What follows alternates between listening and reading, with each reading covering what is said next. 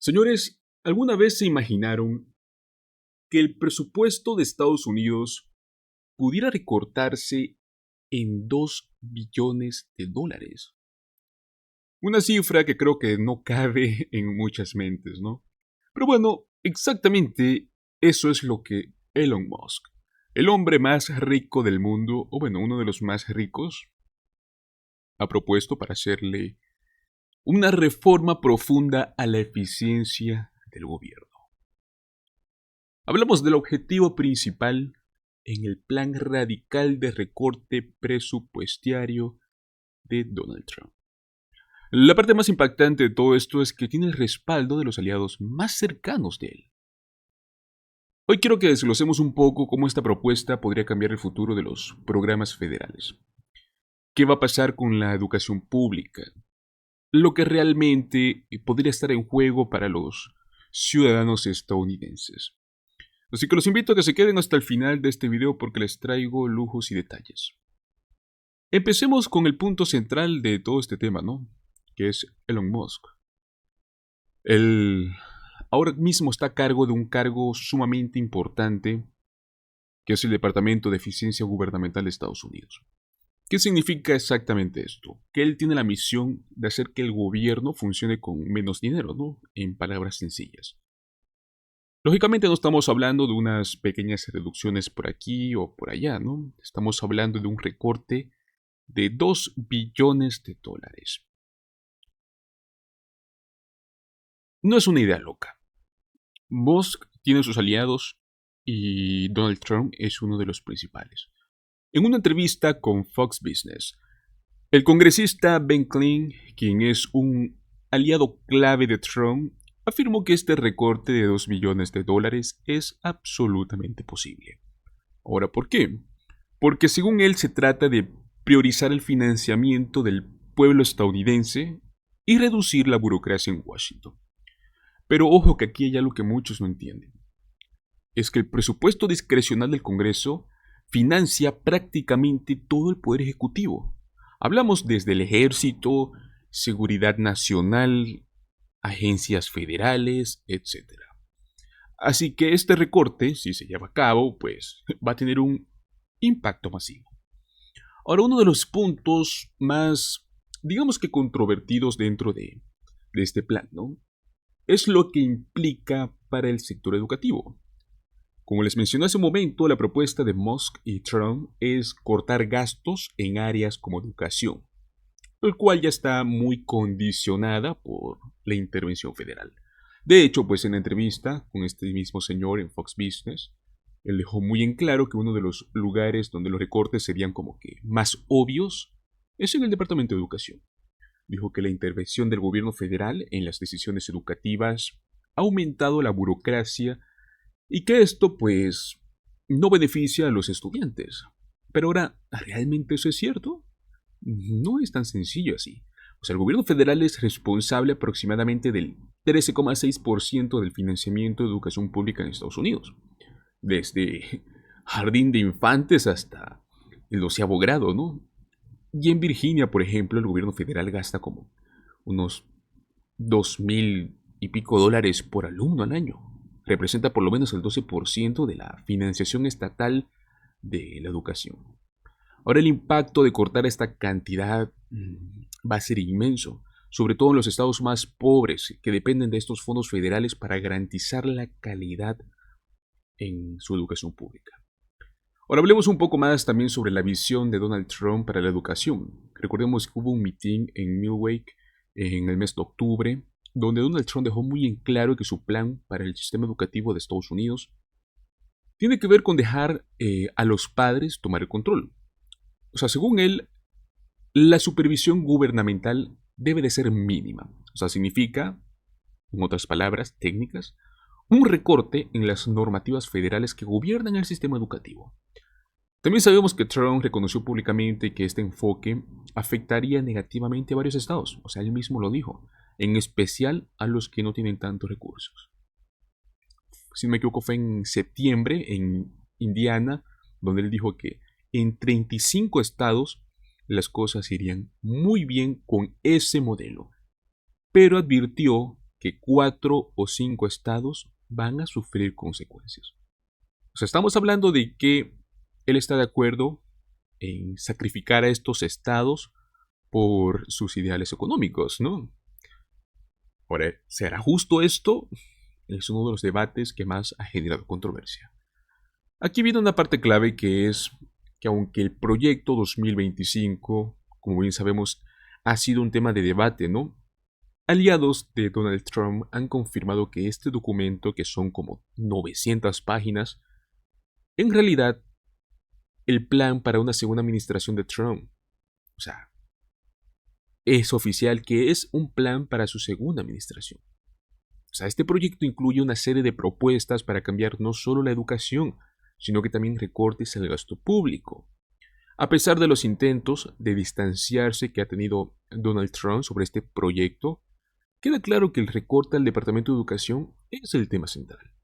Lo más curioso es que Trump no se anda con rodeos cuando se trata de cumplir lo que promete, pues. En temas económicos, Trump ha sido como que un hombre de acción, ¿no?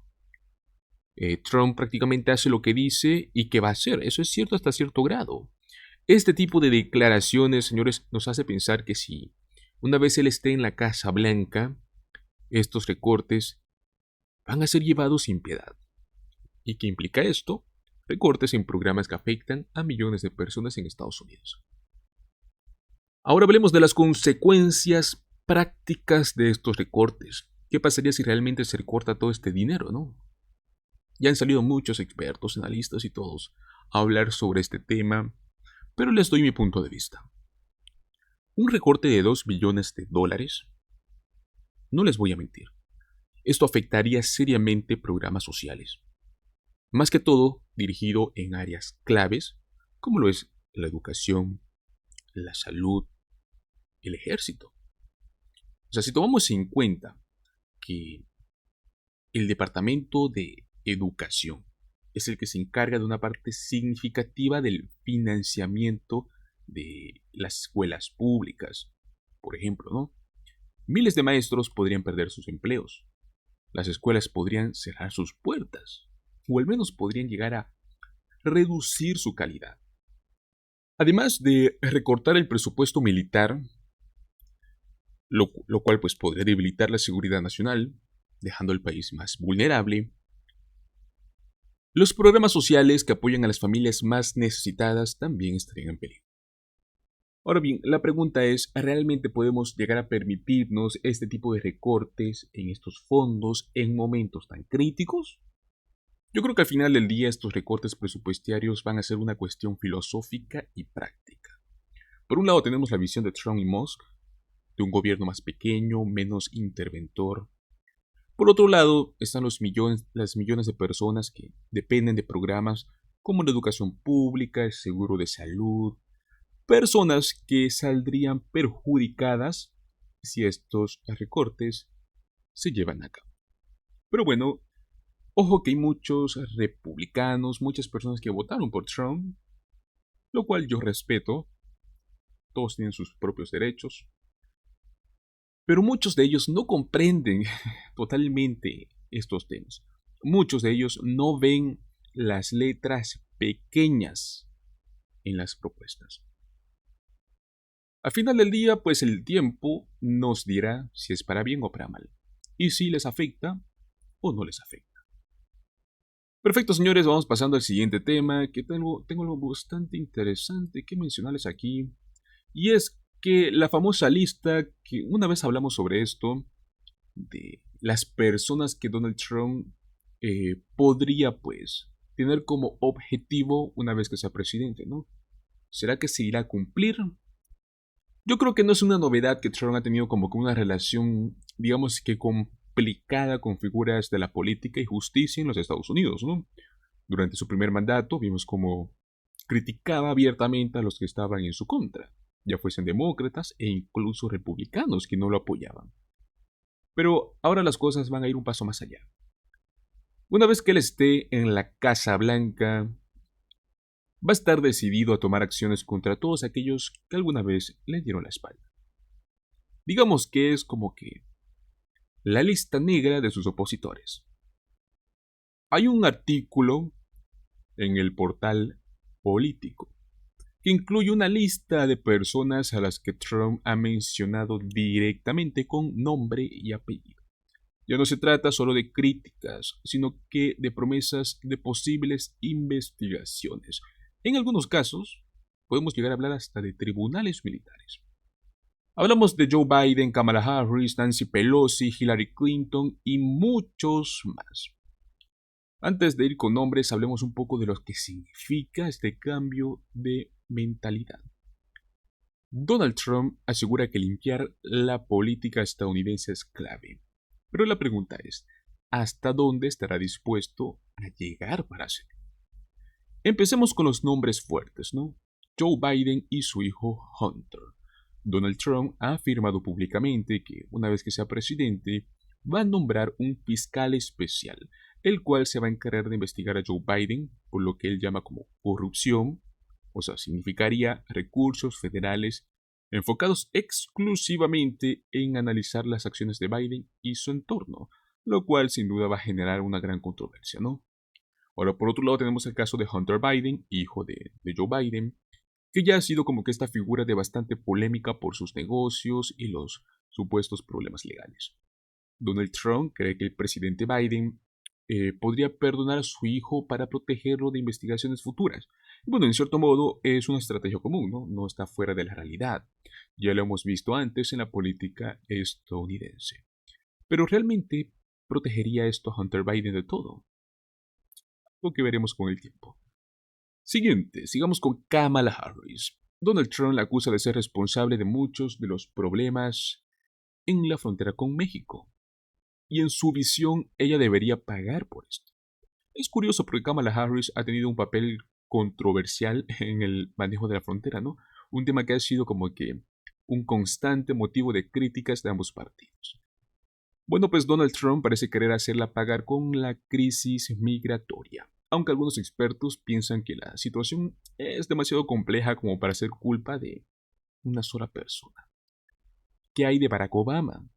Donald Trump ya lo acusaba de traición hace años por una supuesta vigilancia de su campaña en el 2016.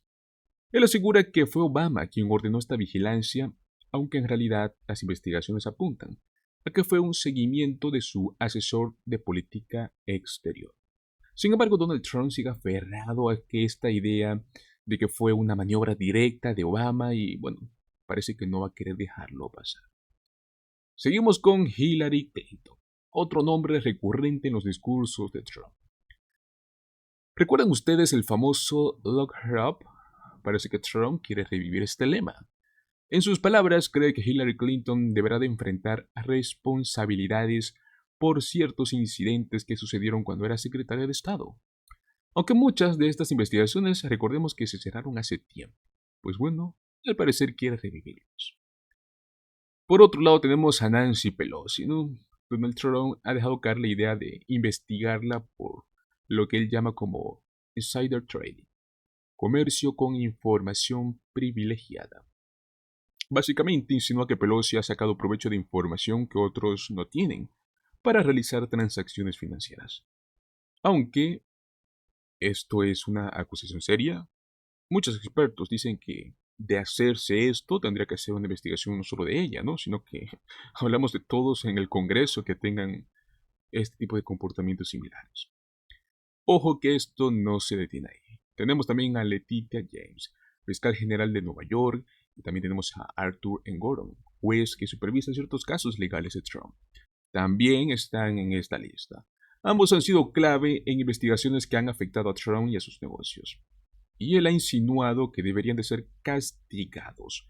Es casi como si Trump quisiera utilizar el sistema judicial para revertir los papeles y convertir a sus acusadores en acusados.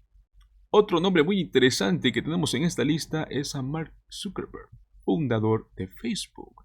Donald Trump ha mencionado que él podría ser el responsable de haber interferido en las elecciones de alguna manera y asegurar que lo va a estar vigilando de cerca. Ojo que aquí entramos en un territorio resbaladizo, ya que se abre la pregunta, ¿no? De que si Trump buscaría regular las redes sociales y su influencia de una forma mucho más estricta, ¿no? Aunque bueno, esto sería un poco contraproducente, ¿no? Porque recordemos que tiene como aliado a Elon Musk.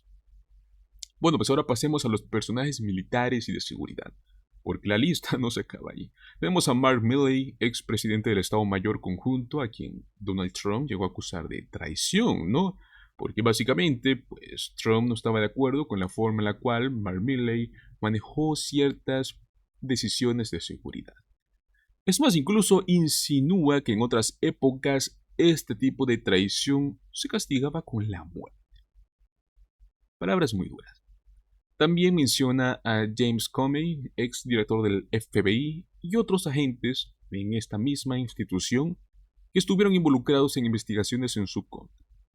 Donald Trump sostiene que filtraron información clasificada y sugiere que deberían enfrentar consecuencias legales por ello.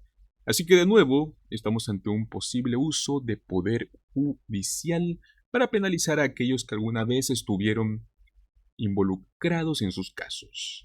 Y bueno, pues por último tenemos a todo este comité del 6 de enero, ¿no? Los encargados de investigar los disturbios en el Capitolio.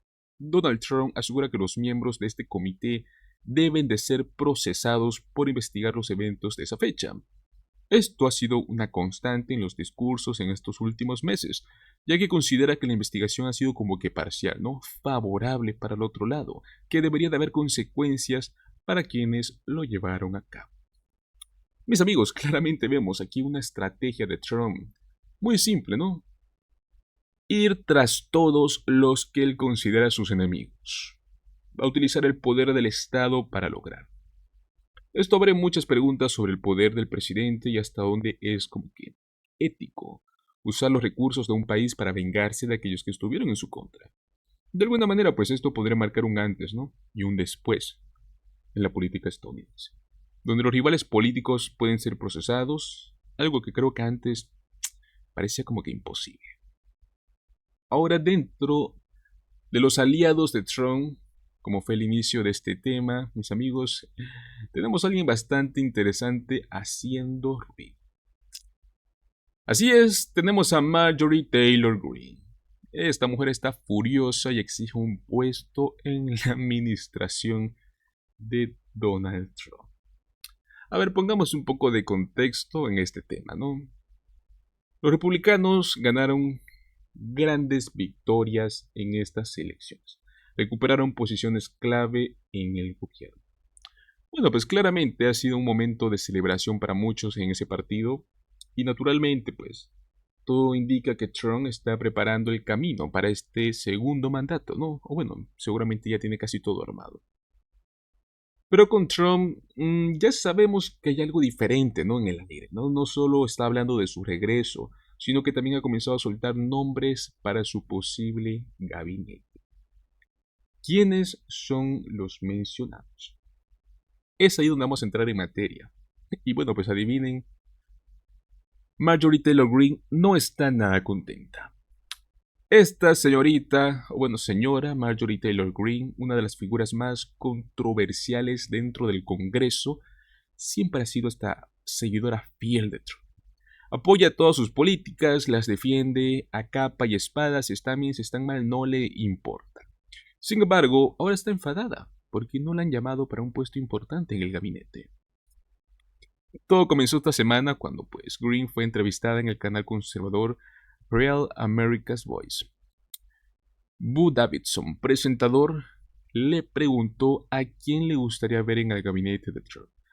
Aquí fue donde empezó todo este drama, ¿no? Pues bueno, comenzaron a lanzar nombres como Elon Musk, Robert F. Kennedy Jr., Bobby Ramaswamy, y en lugar de sonreír o comentar, Greene reaccionó con una cara que lo decía todo.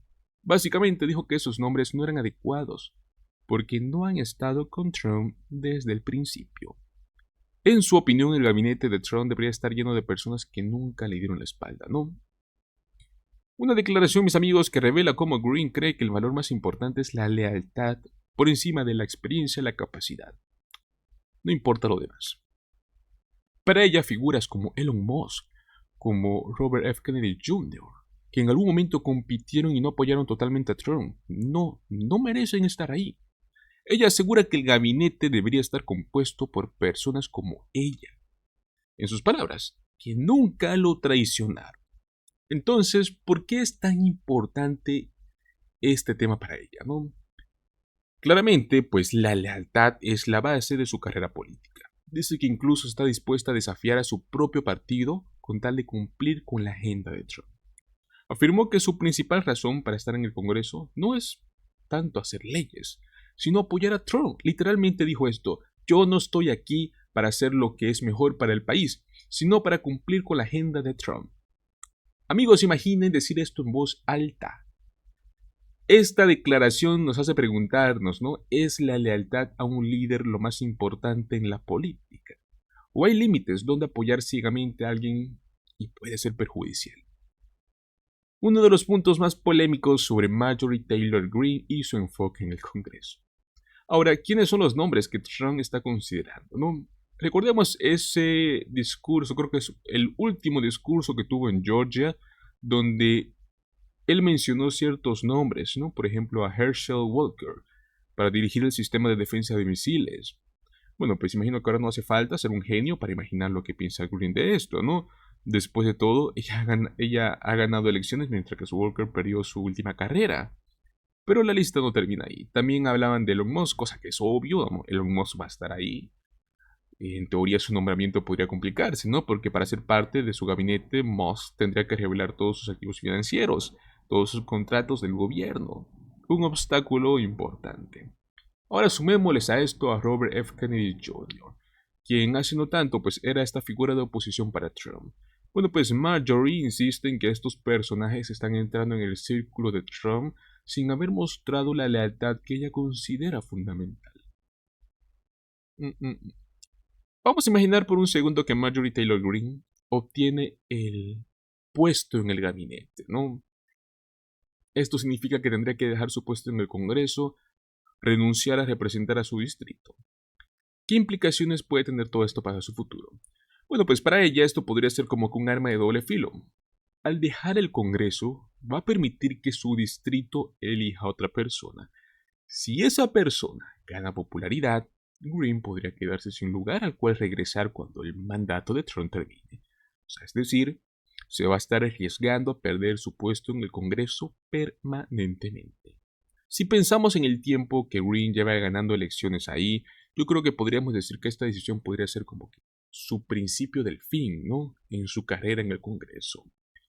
Esta situación de descontento y frustración interna puede tener efectos a largo plazo en el Partido Republicano. Si bien muchos ven a Trump como la figura central, estos conflictos entre figuras leales y las recién llegadas, ¿no? podrían dividir al partido. Este es el tipo de lucha interna que puede hacer que una administración sea menos efectiva. Si Trump decide rodearse de figuras nuevas, quizás esté buscando personas con experiencia, ¿no? Con nuevas ideas. Lo más lógico, ¿no? Pero corre el riesgo de alinear a los aliados que son como Greene, estos leales patriotas. Esto nos lleva a una pregunta central: ¿cuánta lealtad debe esperar o exigir un líder político? Bueno, mis amigos, con esto hemos llegado hasta el final de este video, ¿no? Una que otra pregunta: ¿qué piensan ustedes? ¿Creen que Marjorie Taylor Greene debería recibir ese puesto en el gabinete por su lealtad? ¿O es mejor que Trump considere nuevas caras? Déjame tu opinión en los comentarios porque quiero saber qué es lo que opinas. Recuerda suscribirte si no lo has hecho, darle a la campanita para que te llegue una notificación cada vez que subamos un nuevo contenido, ¿no? Y claro, pues, si te gustó este video, dale un like. Nos vemos en el próximo video. Hasta luego.